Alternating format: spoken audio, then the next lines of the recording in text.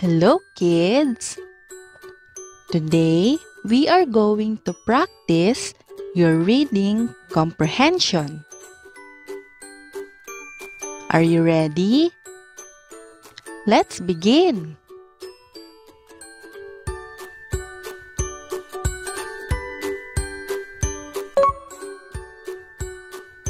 Matt the dog. I have a dog.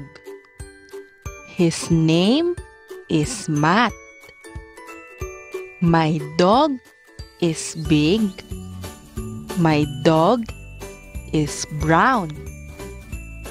Your turn.